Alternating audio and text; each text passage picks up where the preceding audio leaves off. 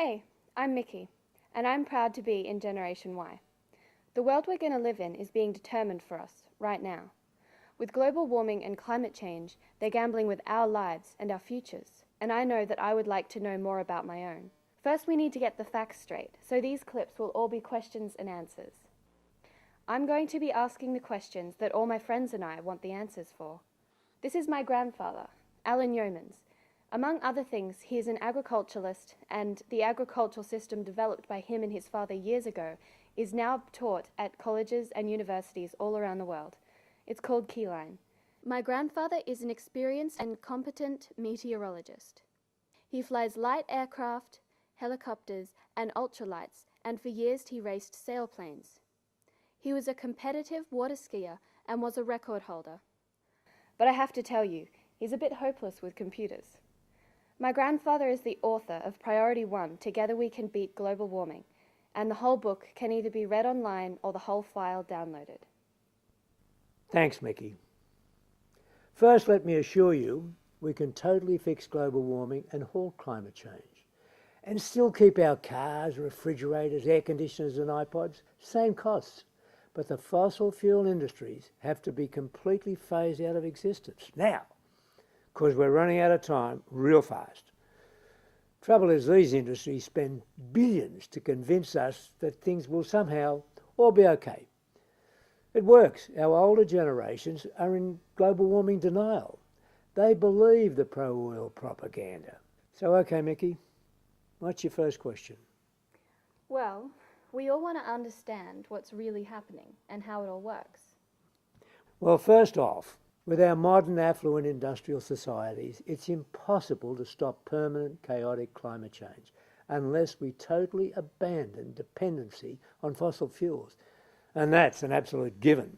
But they want business as usual because it's so ridiculously profitable.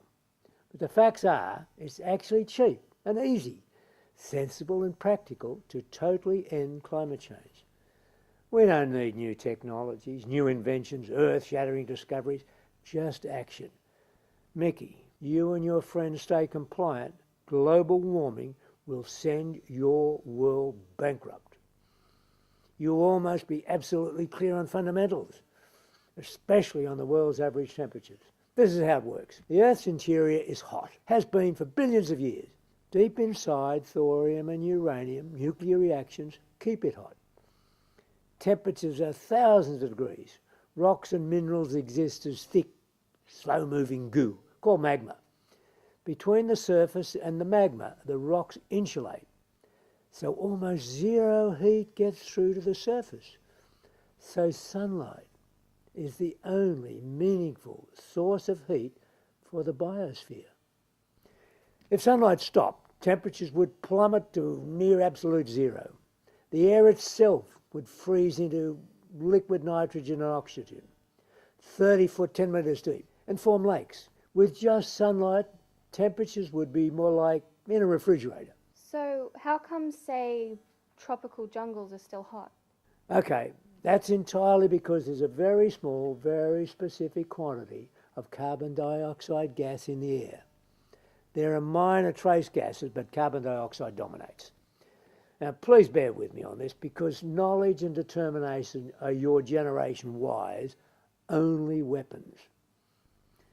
All matter anywhere absorbs radiant energy, and all matter anywhere emits radiation.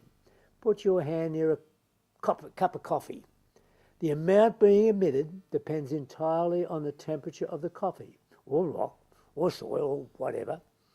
The temperature also determines the wavelength or frequency of the radiation. The sun's surface temperature is 6,000 degrees Celsius, so it beams out white light. Wow, that's really hot. Well, actually, it's not that hot. The temperature in electric arc welders can get to 20,000. The sun's interior, however, is around 15 million. White light is a blend of the colours of the rainbow. Us and all things around us, being cooler, radiate infrared frequencies, which we can't see. Now, the air is virtually transparent to white light, so sunlight goes straight through, and what's not reflected back warms the ground. The infrared too exit the planet. But the carbon dioxide with its bigger sized molecules hold back the infrared. Energy is trapped. Ground and nearby air temperatures rise. The carbon dioxide acts like a semi-porous blanket, keeping in the heat. The hotter ground then radiates more until a new, higher biosphere temperature is established. At 20 inches, half a metre, ground temperatures settle to a stable average. Change carbon dioxide levels overnight and stability would be re-established within weeks. That's without oceans. They average over 2 miles deep, 3.5 kilometres. Their waters are endlessly mixing and remixing.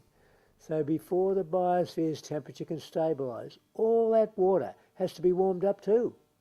So world temperatures and weather instability lasts maybe 100 years, and that's ignoring consequential methane releases. Given time, this all means for us that the only thing that finally and fundamentally now controls the temperature of the Earth's biosphere is the carbon dioxide in the air. For the millions of years before humans existed, carbon dioxide levels were stable at between 250 and 280 parts per million. For us, it's like our biosphere was kept warm with 3 blankets. So we survived and prospered. But things have changed. When I was your age, Mickey, carbon dioxide levels in the air were 275 parts per million. They're now 385. They're up an incredible 110 parts per million. Never seen before by mankind, ever. So instead of 3 blankets, we've now got 4. And we're overheating. It's as simple as that. The consequences are beyond predictability. It will take centuries to hopefully restabilise world weather systems. The oil and coal advertising gurus are trying to convince you that 450, even 500 parts per million, that's more than 5 blankets, should not damage our biosphere. That's oil industry, public relations nonsense. It's absolute rubbish. It's cynical irresponsibility. It's insanity. So what can we do? First, we all demand each country remove its contribution to the 110 parts per million extra blanket causing our global overheating. The United Nations has all the historic 50-year fuel consumption statistics. Now that's common sense. It's fair and it's just. To take it out, we use agriculture. We convert carbon dioxide into soil humus. That's about a cost-neutral exercise. To keep it out, we cease burning fossil carbon for energy. That is what first caused the problem, right at the start. For industrial energy, we go nuclear. And for transport, we switch to biofuels. Again, cost-neutral exercises. Now, despite all this, pro-fossil fuel propaganda, all the disinformation, all the fictions, what we're talking about here is cheap and it's easy and practical and most certainly incredibly safer than what we are doing now. And then climate change is fixed and fixed forever. I know my friends want more details, so the next few videos, can we talk about soil, nuclear and biofuels, and also maybe why there's so much controversy, so we all understand. Okay, that's what we'll do. This is my grandfather, Alan Yeomans, and I'm Mickey. We hope we helped. Goodbye. Bye. Bye now.